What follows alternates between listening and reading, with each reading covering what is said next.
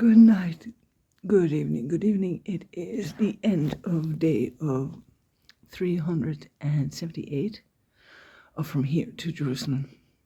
Walking from West Cork to Jerusalem with a halfway rack. This morning I got up and it was said, there will be rain. It's going to rain all day. And I looked at the forecast. I'm thinking, no, it can't, because I looked at the forecast yesterday, and it's not going to rain. And I look outside, and it's raining. So we have breakfast. Minimum fried eggs with potatoes, and fried eggs with peppers and tomatoes, and really nice, and olives and cheese, and it's still raining. So we have tea, we have coffee, and the mother-in-law comes over, and I'm looking at the clock, and by now it's 11 o'clock, and I'm looking at the map, and I'm thinking, this is not gonna work. And they're saying, stay. Why don't you stay? And I said, I can't stay, sure. I can't be like, but you need to eat. So there's more food. And then and Mehmet arrived. Mehmet had been called yesterday. He was the son of the former imam here, and he's polyglot. So he wanted to come and speak English with me. And so by the time I get up, he's here, like, we're chatting away, and he's telling me this, and we're talking to a friend of his in America who is a student of his.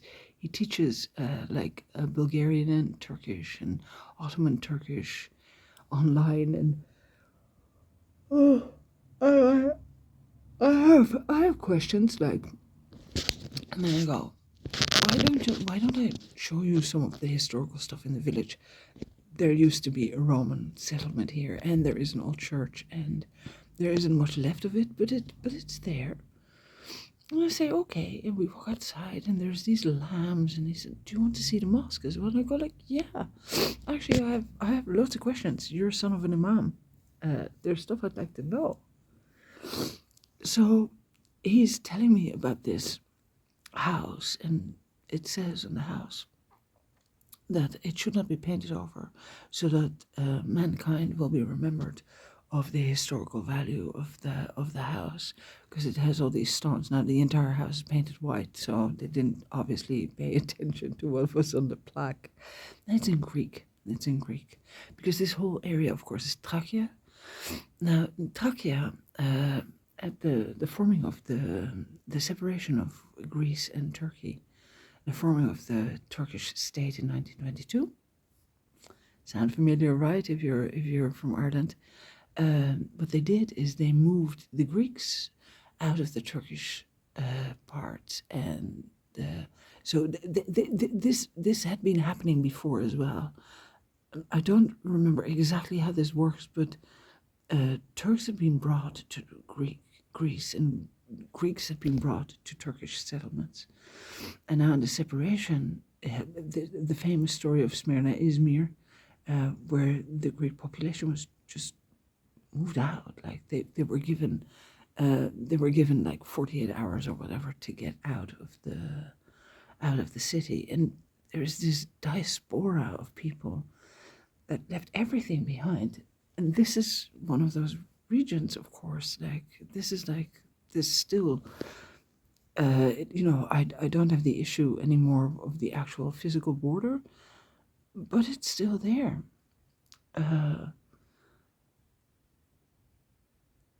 Yeah, so you have these houses, and they've got Greek patterning on them, and some of the people here speak like a mixture of Greek and Turkish, and there is also Mehmet was telling me that there's also like this Bulgarian Greek mixture. It has an actual name, It's an actual language. Like people don't speak it very often anymore, but it is still there.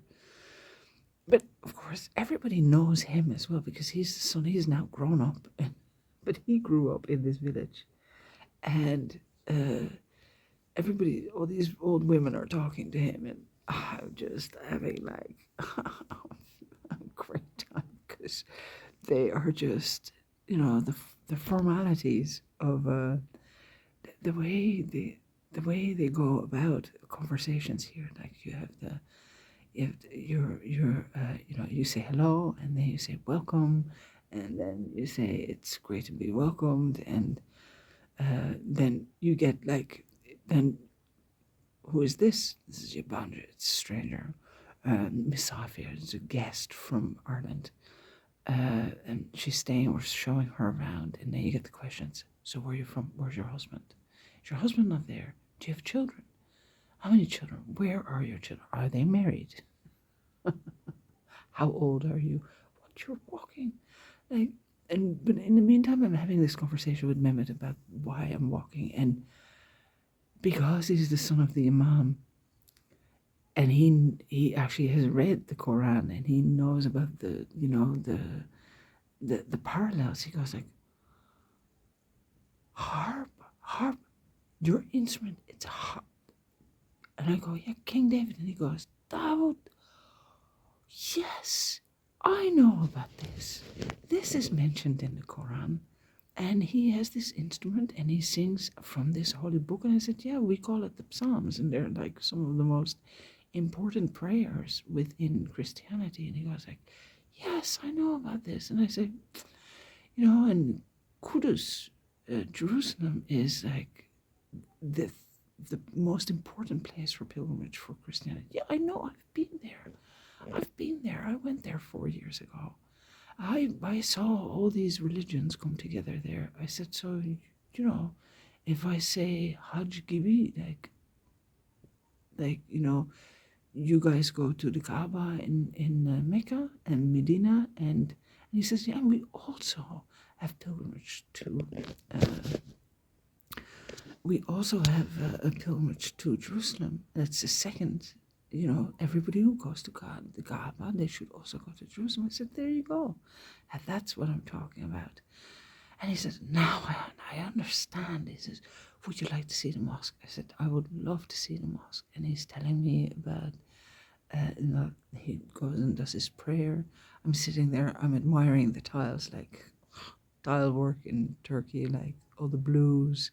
And he's saying turquoise. It's called turquoise because it's Turkish blue. And I'm going, yeah.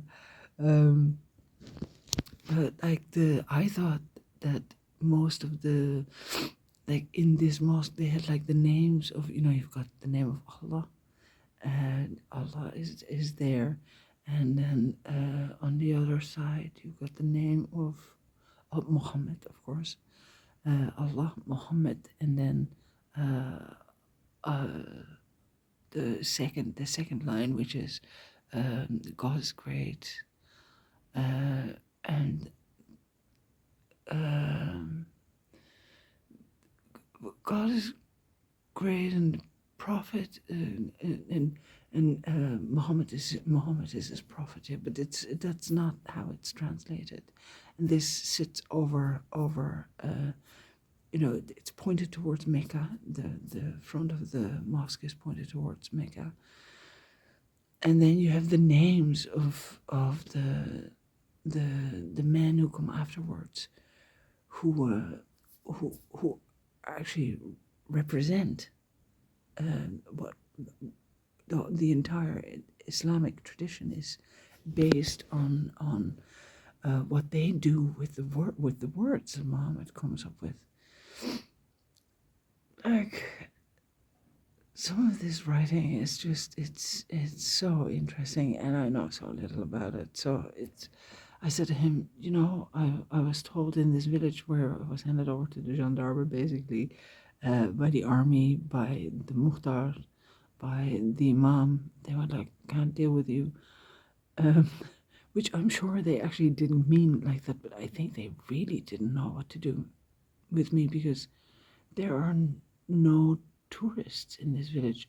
I'm so actually really grateful that I saw it, because tourism isn't necessary. It makes the economy and stuff better, but it shows very little about how people really live, because there's none of that connection, there's none of that contact with the other, with the Yambanjala. And then you really are like, you walk in and they go like, what? What are you doing here? So I'm actually really grateful I had that experience. But they were kind of saying like, no, you can't stay in the mosque. No, it's haram. And I'm thinking, no, that's not right. So I said to Mehmet, how does that work? Like, am I welcome in the mosque? And can I help? Can I ask questions? And can I ask questions? Because yeah, absolutely, like, absolutely. And especially because you're a pilgrim, if you explain that, they will absolutely help you. I said, that's amazing to hear. He said, don't let anybody tell you anything else. Like, a lot of people don't know, but it's because they don't know. They think they don't want to overstep, so they don't know. So, but they don't want to do something wrong, so they just go like, no, you can't do that, but you can. It was like we had been brought by. So he had shown me, we'd gone to visit this woman who spoke this old language, and she wasn't there. And he was showing me like all these paintings on the walls, which were created in kind of a collaboration with Bulgaria. So they have like different symbols and stuff on the walls. People from Turkey and Bulgaria come together, and they do these art projects. And then we come to the corner, and there is like an explanation that this is where the old church was. There was an old church there. In the back wall, you could see it, like, was part of that church. And they found graves which were surrounded by flint. And what else? And after it, the old Caravanserai was there. And I'm thinking, hang on a second. Roman road, like, I mean, if there was a Caravanserai, a very good chance that the Roman road is pretty close by.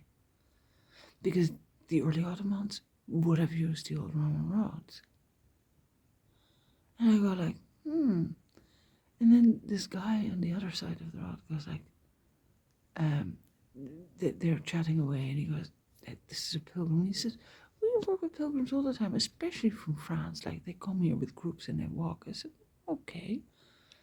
And he says, I can show you where the old Roman road is. I can draw it out. And he takes out this map and he draws it out, and he's kind of looking at me, and there Mehmet is telling him about the harp, and the mother comes outside.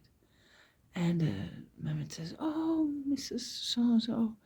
And she goes like, oh, how lovely to meet you. And she looks at me and she goes like, and where are you from? I go like, I'm from Ireland. And she goes, do you speak German? And I said, yeah, I speak German. And she just starts talking. Then Mehmet is going like, I mean, I grew up in this village. I've never heard this woman speak German. And she goes like, yeah, this is my son. He was born in Germany. Like, I worked for 5 years in Germany in the 1970s. Now that was a different time. Yeah, it wasn't like Turkish people in Germany in the 1970s. That was a tough old period. And she's going like, this is so good, like, oh, it's wonderful. And we walk together to the bakery, and there's all these puppies, and there's this woman, basically in a shed next to the house.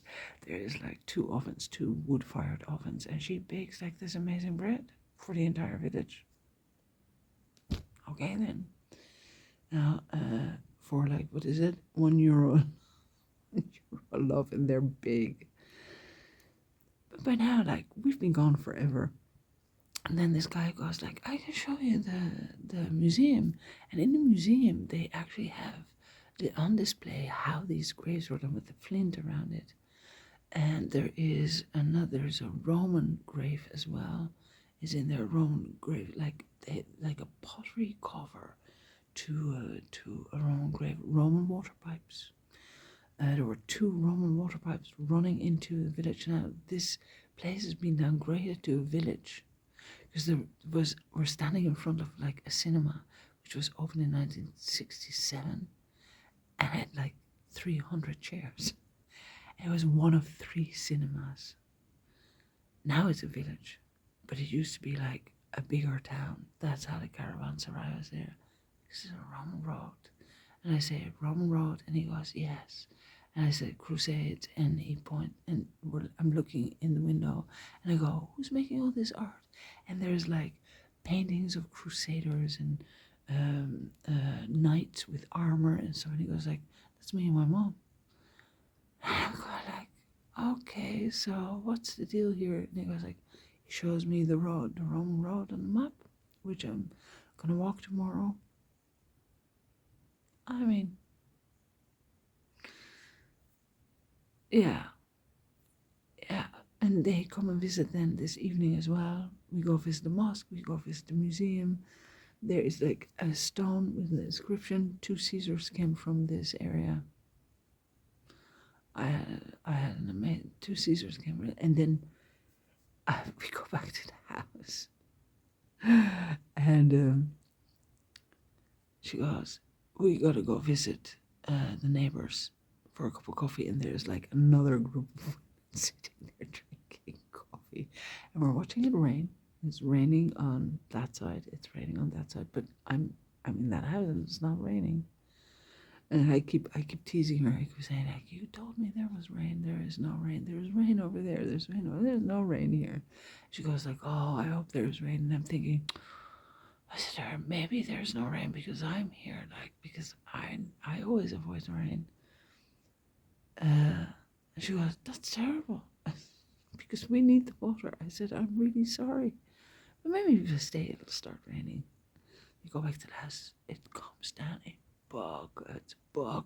She said, I told you so. And I'm thinking, whatever you want, like, I'm inside, so I don't really care.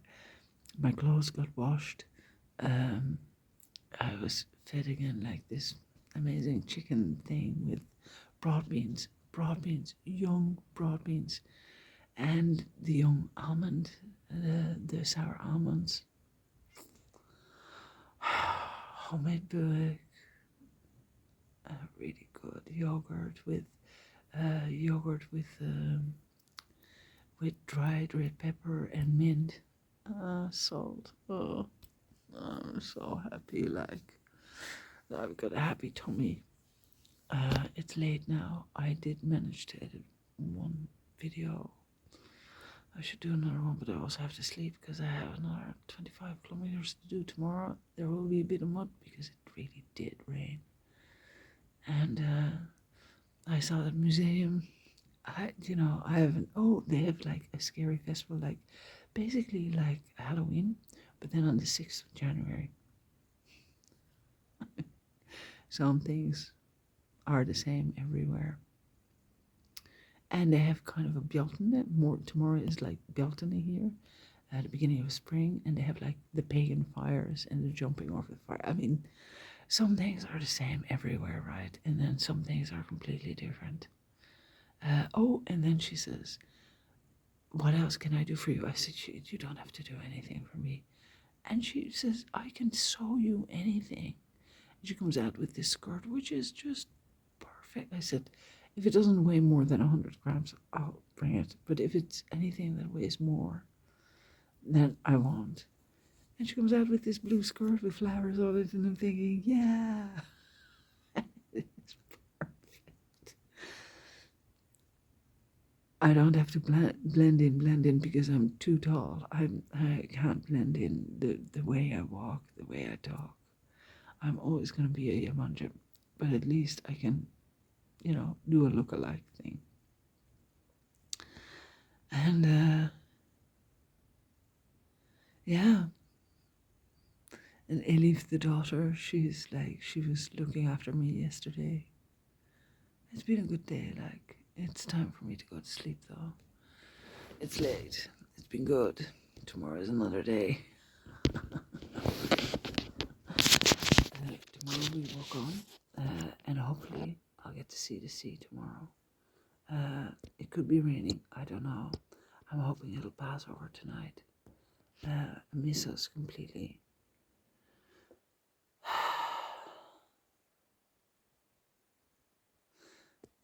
I think all the stuff that I had to stay for in Kashan are done as well. And I have the feeling like I can actually do this. I'll trust my gut to say yes and to say no. The rain came anyway. I still can't get over like how much Roman stuff is here. And it's not like the museum is like really well curated, like they need a bit of help for sure. But it's all there, like it's all still there. I'm still doing it. I'm still on this. So I think I'm somewhere, if I got this right, I'm somewhere between the Via Militaris and the Via Ignatius right now. But they both will head once I come to that opening to the seaside.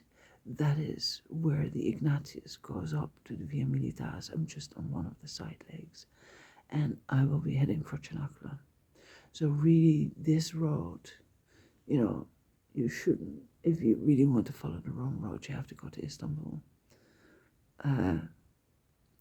But everywhere I go, like, the only thing they're talking about at this moment in time is the elections coming up. And people are really like, they're hardcore. Whatever way they are, they're hardcore if they're any old way. And there is a real thing about, Erdogan has been in power for 20 years. Today it was announced that they found oil. I heard it last night. It's heating up. It's in less than 2 weeks. It's in about 10 days. And